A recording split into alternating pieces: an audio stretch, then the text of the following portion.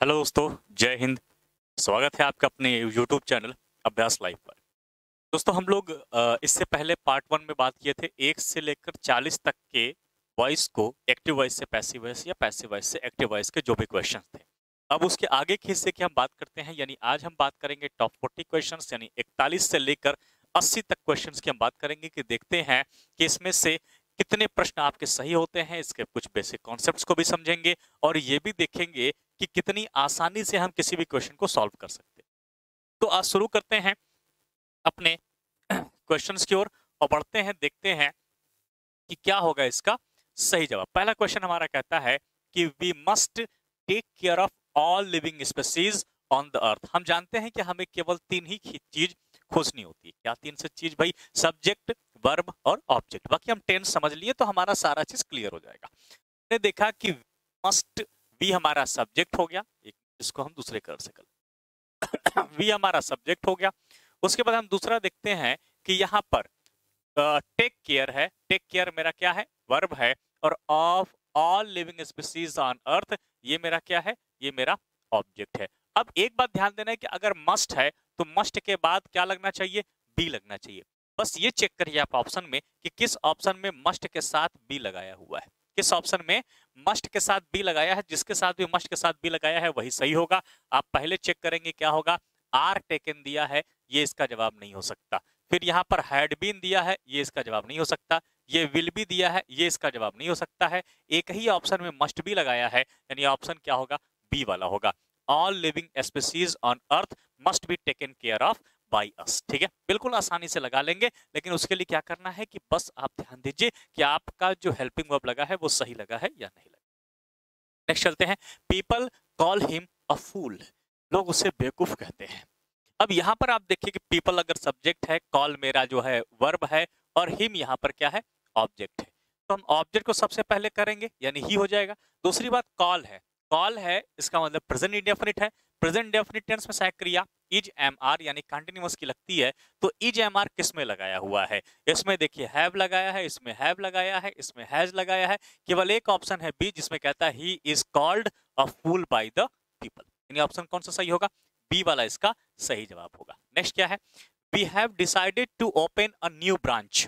We have decided to open a new branch, क्या होगा सही? अब फिर से चेक करो, यहां पर बोल रहा है कि वी हैव डिसाइडेड। अगर मेरे भाई हैव डिसाइडेड है तो इसका मतलब है कि ये हैज बीन या हैव बीन में बदलना चाहिए था।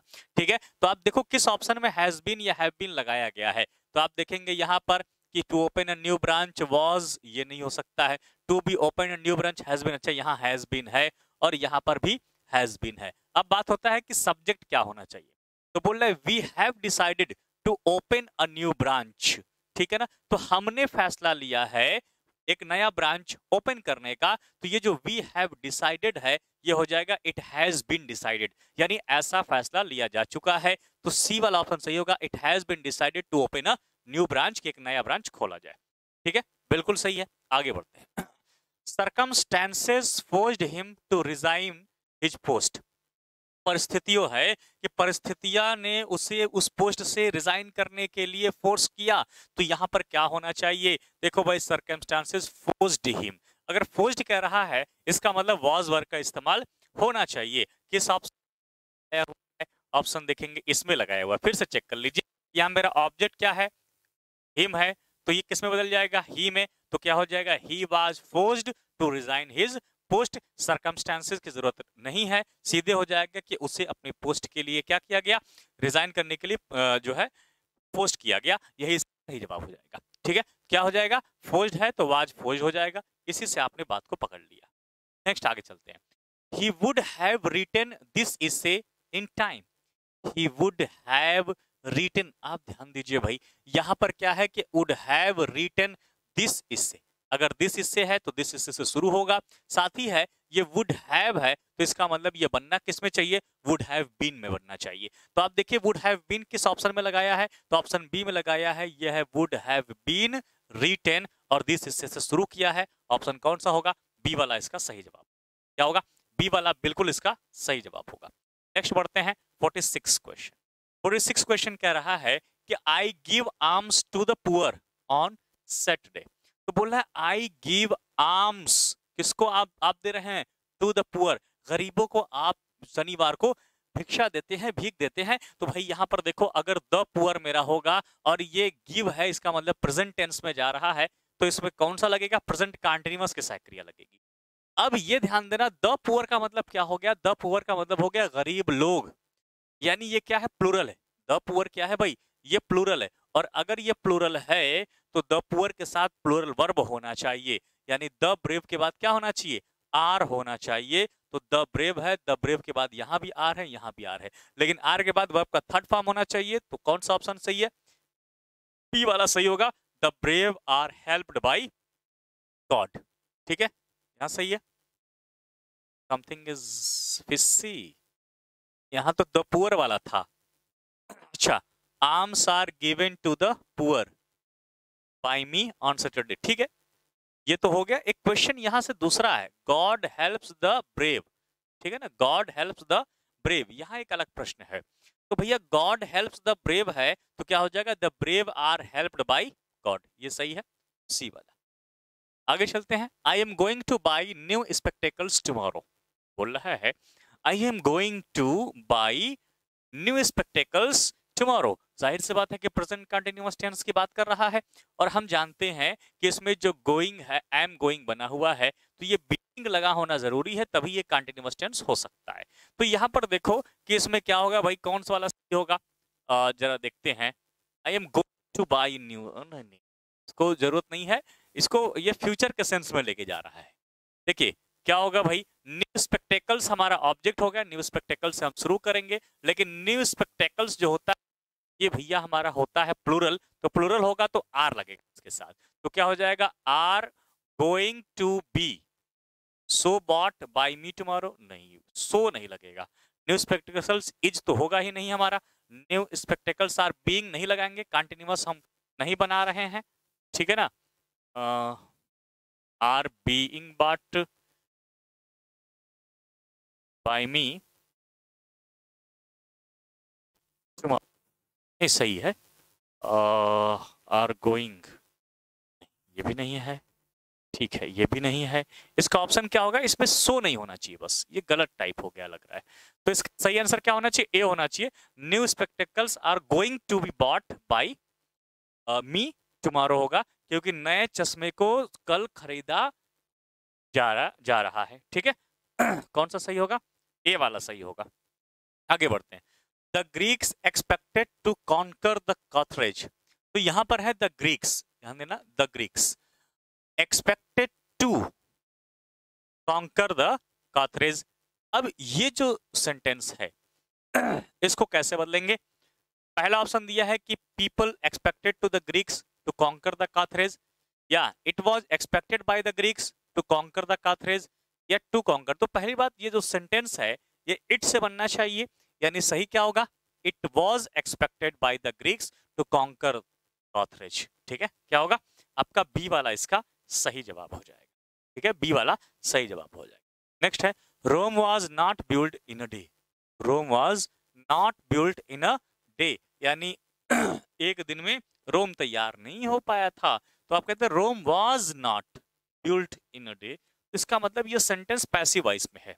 एक्टिव वॉइस में बदलेंगे तो अगर वाज लगाया है इसका मतलब आपका पास्ट इंडेफिनिट होना चाहिए, और पास्ट इंडेफिनिट में हम क्या कहेंगे, दे से शुरू करेंगे, they did not build Rome in a day, C वाला ऑप्शन इसका सही होगा, they did not build Rome in a day. आगे बढ़ते हैं, देखो ये क्वेश्चन जो है लग रहा है अधूरा लिखा हुआ है, इसको पूरा यहाँ है, the ship is being taken to safe water by the captain and not his crew, the ship is being taken ये बता रहा है कि ये पैसिव वॉइस में बनाया गया है, यानी इसका एक्टिव वॉइस होना चाहिए, और अगर इज बीइंग लगाया है इसका मतलब ये है कि कंटिन्यूअस प्रेजेंट कंटिन्यूअस टेंस का बात हो गया यहाँ पर। तो अब ये देखो कि the ship is being taken to safe water by the captain and not his crew, यहां तक तो मेरा सब्जेक्ट हो जाएगा। तो the captain and not his crew कहां से है भाई, the captain and not his crew is taking the ship to safe water, ये वाला सही है। दूसरा भी देख लेते हैं, यहां तक आर टेकिंग नहीं, the captain and not his crew are हो जाएगा, या the captain and not his crew, have तो हो ही नहीं सकता है, ठीक है। तो अब बचा आपका ऑप्शन नंबर ए और ऑप्शन नंबर बी।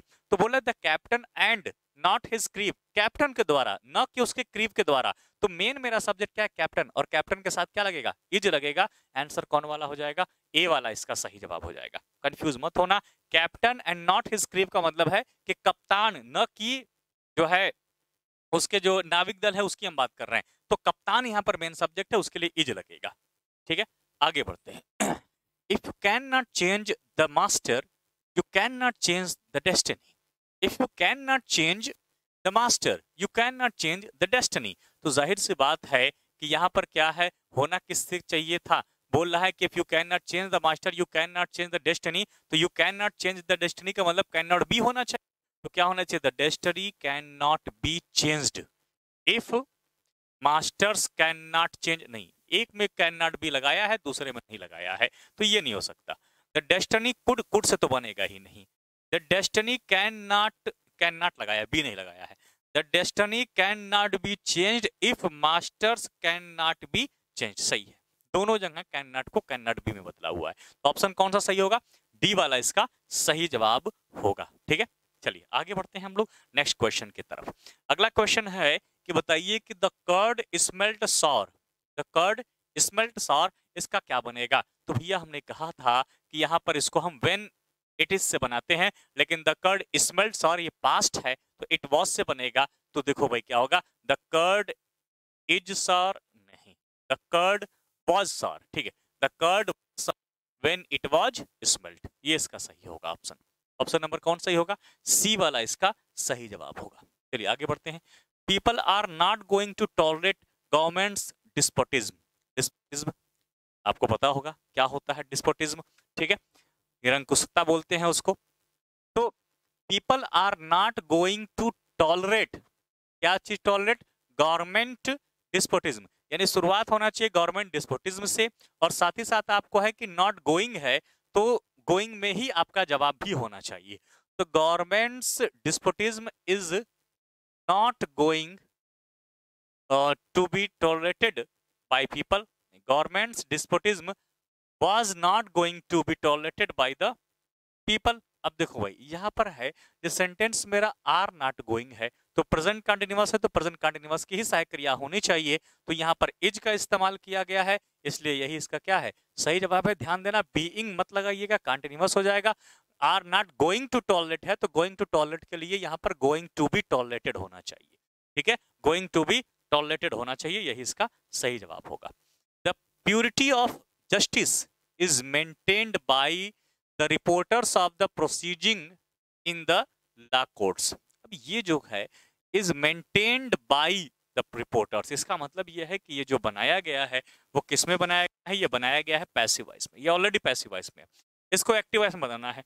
अब इज लगा है और इज के बाद मेंटेन लगा है, इसका मतलब जो टेंस रहा होगा वो प्रेजेंट इंडेफिनिट टेंस रहा होगा, ठीक है। दूसरी बात यहाँ पर है रिपोर्टर्स ऑफ द प्रोसीडिंग, इसका मतलब यही मेरा सब्जेक्ट रहा होगा, the reporters of the proceeding in the law. तो आप जरा इसमें देखते हैं कि the reporters of the proceeding in the law, ये सब तो सही है। प्रेजेंट इंडेफिनिट वाला कौन सा सेंटेंस है, प्रेजेंट इंडेफिनिट वाला सेंटेंस क्या है, law courts maintain the purity of justice, या प्योर जस्टिस, ये तो होगा नहीं, द मेंटेनेंस इससे तो शुरू नहीं होगा। द रिपोर्ट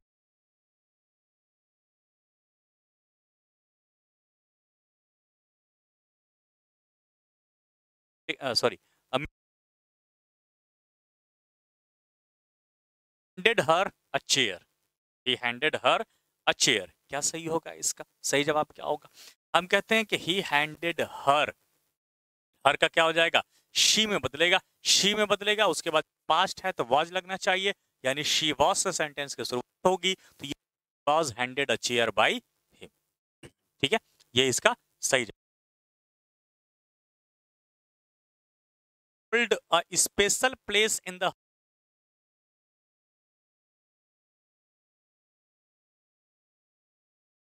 यहां तक क्या होगा, हमारा सब्जेक्ट हो जाएगा, ये तो हमारा सब्जेक्ट हो जाएगा। दूसरा है कि कार्स होल्ड, मतलब ये हो गया कि जो हमें सेंटेंस बनाना है वो प्रेजेंट इंडेफिनिट के हम प्रेजेंट कंटीन्यूअस के साथ क्रिया लगाएंगे। अब देखो यहाँ पर क्या होगा, प्रेजेंट कंटीन्यूअस के साथ क्रिया क्या होगी, इज होगी। तो यहाँ पर है hurts a vintage car is held. अच्छा, यहाँ पर क्या है, इज हेल्ड। यहाँ पर इज बीइंग तो होगा नहीं, वॉज हेल्ड होगा नहीं। अब जरा सा देखो, हमारा जो ऑब्जेक्ट है, a special place in the hearts of their own, तो special place in the hearts of the vintage car लिख दिया। अरे भाई, ओनर्स वाला होना चाहिए। A special place is held by the vintage cars in the hearts of their owner. The vintage car, ठीक है, by the vintage cars in the hearts of their owners. सही आंसर क्या होगा, इसका आंसर होगा सी वाला। क्या होगा, सी वाला इसका सही जवाब होगा।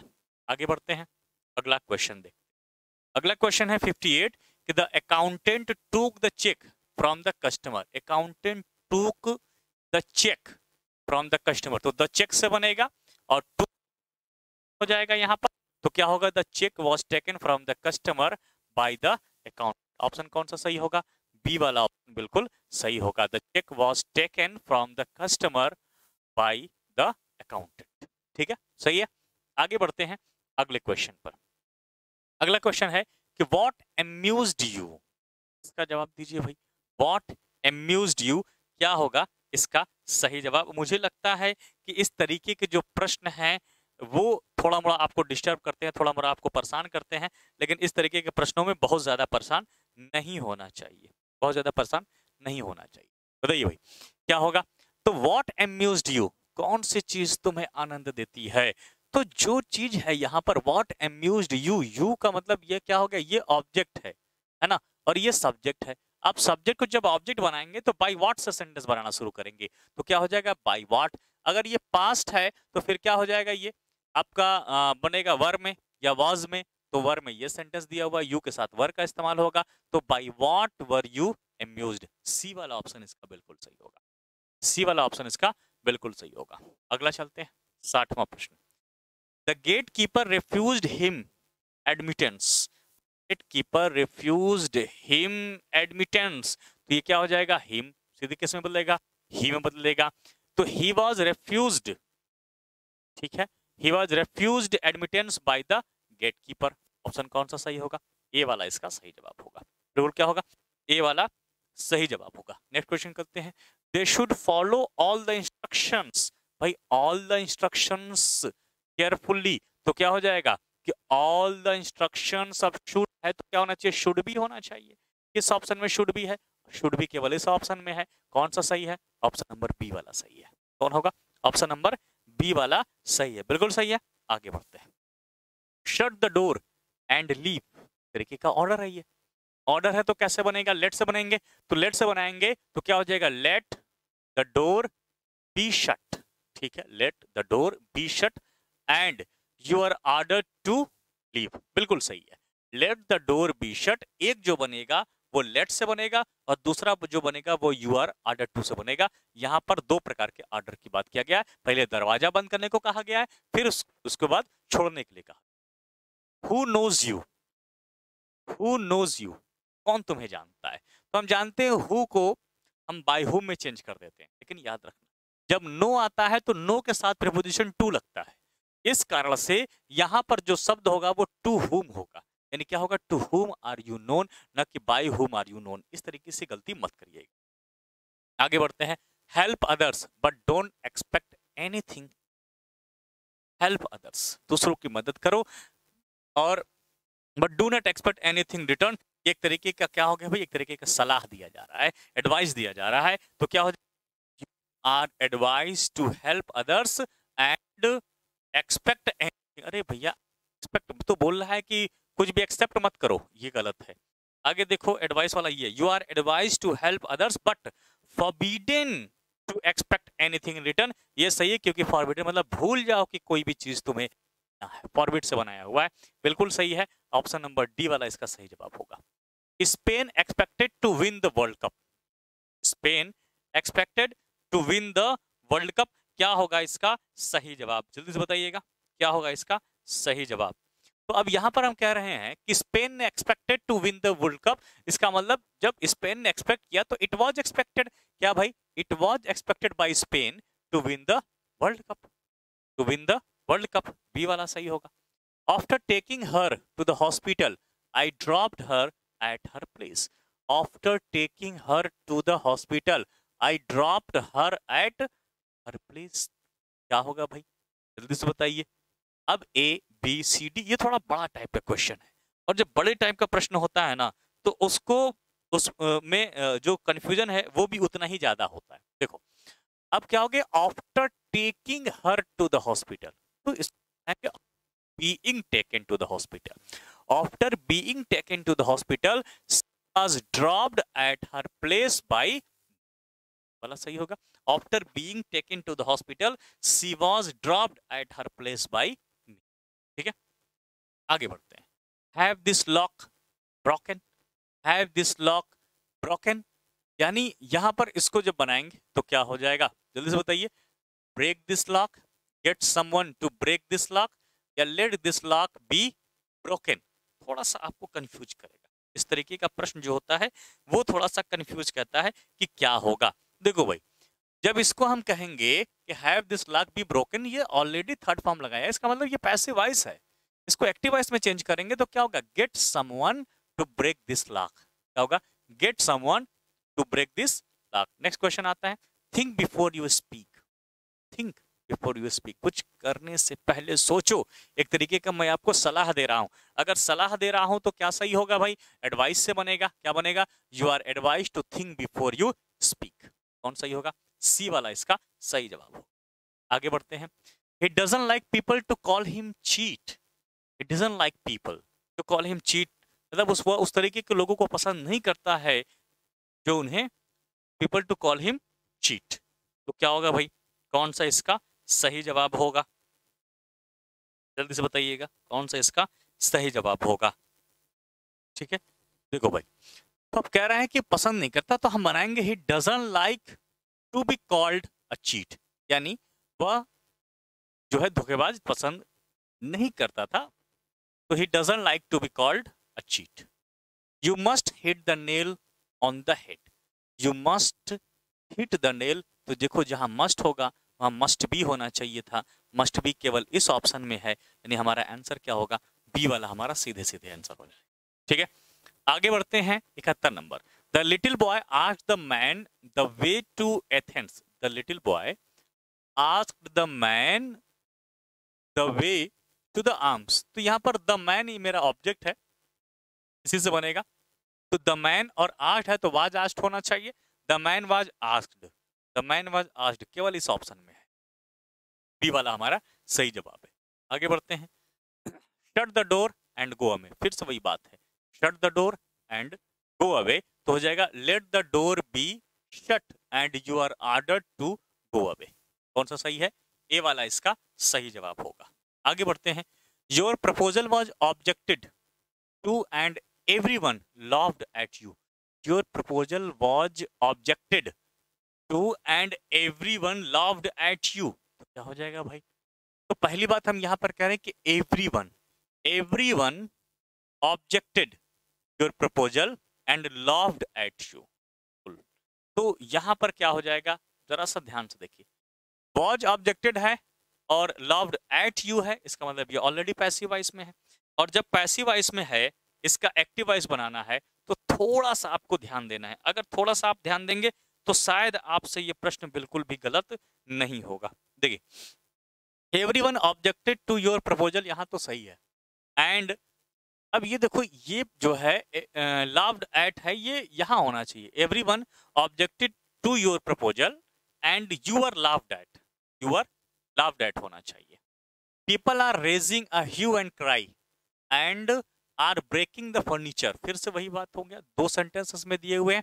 People are raising a hue and cry, यानी अ ह्यू एंड क्राई से मेरा ऑब्जेक्ट है, यहां से बनना चाहिए।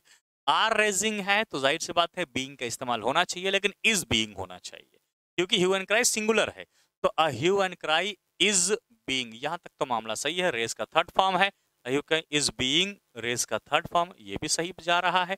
आगे and are breaking the furniture, तो the furniture is being broken, the furniture is being broken, इसमें क्या है, द फर्नीचर आर नहीं, इज होगा क्योंकि फर्नीचर सिंगुलर होता है। ऑप्शन नंबर कौन सही है, ए वाला इसका सही जवाब होगा। आगे बढ़ते हैं। A bullet in the chest is adored by the brave, ये द बाय द ब्रेव यानी पैसिव वॉइस में, तो द ब्रेव हो जाएगा यहाँ पर, और है चेस्ट इज एडोर्ड यानी कि ये प्रेजेंट टेंस में होना चाहिए, तो द ब्रेव एडोर होना चाहिए, एडोर ये वाला सही, क्योंकि द ब्रेव प्लूरल है तो ये भी प्लूरल वर्ब लगेगा, adore. The room was cleaned, the room was cleaned यानी रूम को साफ किया गया, पैसिव वॉइस में। एक्टिव वॉइस में बनाएंगे तो क्या हो जाएगा कि रूम को साफ करे, तो रूम को साफ करने वाला कौन था। अब यहाँ मुझे नहीं पता कि कौन साफ कर रहा है, और जब आपको नहीं पता है तो साफ करने वाला सफाई कर्मी होगा, तो सफाई कर्मी से हम बनाएंगे, तो क्या होगा, the cleaner cleaned the room. Option कौन सही है, ए वाला इसका सही जवाब, ए वाला सही जवाब होगा। आगे, I should have met him yesterday, तो यहाँ पर क्या है भाई, ये हैव मेट है तो जाहिर सी बात है कि ही से बनेगा, और हैव है तो हैज बीन का इस्तेमाल किया जाएगा, नहीं सॉरी, शुड हैव है तो यहाँ शुड हैव बीन का इस्तेमाल होगा, तो ही से बनाइए, ही शुड हैव बीन, और मीट का थर्ड फॉर्म मेट, ये वाला सही है, ये वाला ऑप्शन इसका सही है। आगे बढ़ते हैं। One could see her line on the flower beds, ठीक है, अब इसको हम कैसे सही करेंगे, one could see her line, her line on the flower beds, तो हर लाइन से हम इसको बनाएंगे, कुड है तो कुड भी का इस्तेमाल होना चाहिए, तो यहाँ पर क्या हो जाएगा, यहाँ पर हो जाएगा she could B lying on the flower beds, she could be seen lying on beds, या शी कुड सी, देखो भाई एक ही ऑप्शन है जहां पर कुड इस्तेमाल किया है, तो ये she could be seen lying on the flower beds, C वाला ऑप्शन इसका बिल्कुल सही है, क्या होगा, सी वाला ऑप्शन इसका बिल्कुल सही है। नेक्स्ट आते हैं, वी एक्सपेक्ट गुड न्यूज, तो हम इसको क्या कहते हैं, कहेंगे वी एक्सपेक्ट गुड न्यूज, यानी good news is expected by us, ये वाला ऑप्शन सही होगा। लास्ट क्वेश्चन है, a detective arrested him as soon as he got home, ठीक है, ये मुझे लगता है कि आपको सबसे ज्यादा परेशान किया होगा, क्योंकि इस तरीके के जो क्वेश्चंस होते हैं वो ज्यादातर परेशान करते हैं, ठीक है। तो अब यहाँ पर जो बात कह रहा है वो बात कह रहा है कि अ डिटेक्टिव अरेस्टेड हिम, तो हिम है भाई, और अरेस्टेड है तो वॉज अरेस्टेड होना चाहिए, तो ये होना चाहिए कि ही वॉज अरेस्टेड, ठीक है, he was arrested, okay, by a detective as soon as he got home, कौन सही है, बी वाला इसका सही जवाब है। तो आई थिंक हम लोग 80 प्रश्नों को हल कर चुके हैं। पार्ट 1 में हमने 1 से 40 तक देखा था, पार्ट 2 में हम लोग 41 से 80 तक के प्रश्नों को सॉल्व किए हैं, और इसी तरीके से हम नेक्स्ट जब आगे बढ़ेंगे तो हम अन्य क्वेश्चंस को भी देखेंगे। Thank you very much to all of you.